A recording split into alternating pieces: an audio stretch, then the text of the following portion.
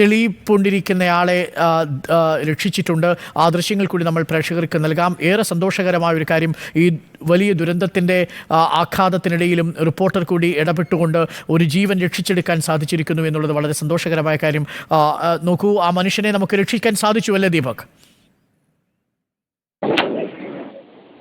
അരുൺകുമാർ, ഇപ്പോൾ ഈ ഫയർഫോഴ്സും NDRF സംഘവും ഈ മേഖലയിലേക്ക് എത്തി വലിയ ഒരു കോണി നീട്ടിയതിനു ശേഷം ഈ ചെളിയിൽ പൂണ്ട ആളെ പുറത്തേക്ക് എത്തിക്കാനുള്ള ശ്രമങ്ങൾ ഏകദേശം വിജയകരമായി തന്നെ എന്ന് പറയാം. കാരണം ആദ്യം അവർ പാറപ്പുറത്തെത്തി തൊട്ടടുത്ത വലിയ ചെളിയുടെയും മണ്ണിന്റെയും കൂമ്പാരമുള്ള പ്രദേശമായതുകൊണ്ട് തന്നെ ആ ഭാഗത്തേക്ക് പോകുന്നത് സമഗ്രമായിരുന്നു. പിന്നീടാണ് ഈ NDRF സംഘം വലിയ ഒരു മടക്കുന്ന കോണി എത്തിച്ച ഈ ചെളിയിൽ പൂണ്ട ആളുടെ അടുത്തേക്ക് എത്തിച്ചത്.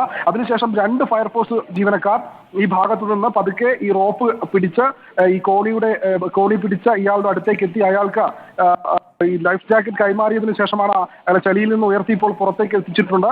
സമീപത്തെ പാറയിൽ തന്നെ മറ്റു 2 കുട്ടികളുമുണ്ട്. അവരെയും രക്ഷപ്പെടുത്താനുള്ള ശ്രമമാണ് ഇപ്പോൾ ഈ രക്ഷാ ദൗത്യത്തിൽ മുൻപിൽ നിൽക്കുന്ന മറ്റൊരു കാര്യം. അതാണ് ഇപ്പോൾ ഇനി അടുത്തതായി ഈ ഫയർഫോഴ്സും ഈ രക്ഷാപ്രവർത്തനം നടത്തുന്ന ആളുകളും ചെയ്യാൻ ഉപയോഗിക്കുന്ന മറ്റൊരു കാര്യം. ഏതായാലും നമുക്ക് ദൃശ്യങ്ങൾ കാണാം. പക്ഷേ ഇവിടെ മൊബൈൽ നെറ്റ്വർക്കിന് വലിയ ഒരു പ്രശ്നമുള്ളത് കൊണ്ട് തന്നെ കൃത്യസമയം ലൈവായി നമുക്ക് പ്രേക്ഷകരിലേക്ക് ദൃശ്യങ്ങൾ എത്തിക്കുന്നതിന് പരിമിതികളുണ്ട്. ഏതായാലും ഈ NDRFന്റെയും ഫയർഫോഴ്സിന്റെയും മറ്റ് രക്ഷാപ്രവർത്തകരുടെയും ദൗത്യം വിജയകരമായി തന്നെ ഇപ്പോൾ ആയിരിക്കുന്നു. ആളെ ഇപ്പോൾ കരയിലേക്ക് എത്തിക്കാനുള്ള ശ്രമങ്ങൾ നടത്തിക്കൊണ്ടിരിക്കുകയാണ്. ചളിയിൽ പൂണ്ട ആളെ ഏകദേശം 10 ആളുകളോളം നീളത്തിൽ ഈ കോണി കരയിൽ ഒരു പാറപ്പുറത്ത് നിന്ന് പിടിച്ചുറപ്പിച്ച് ആളെ അവിടെ നിന്ന് ചെളിയിൽ നിന്ന് ഉയർത്തി പുറത്തേക്ക് എത്തിക്കാനുള്ള ശ്രമങ്ങൾ വിജയം കണ്ടിരിക്കുന്നു. ആ ഭാഗത്ത് ഫയർഫോഴ്സ് ജീവനക്കാർ കൃത്യമായി എത്തി ആളെ അവിടുന്ന് എത്തിക്കുന്നു. ആളെ അവിടുന്ന് പുറത്തേക്ക് എത്തിക്കാനുള്ള ശ്രമങ്ങൾ നടത്തുകയാണ്.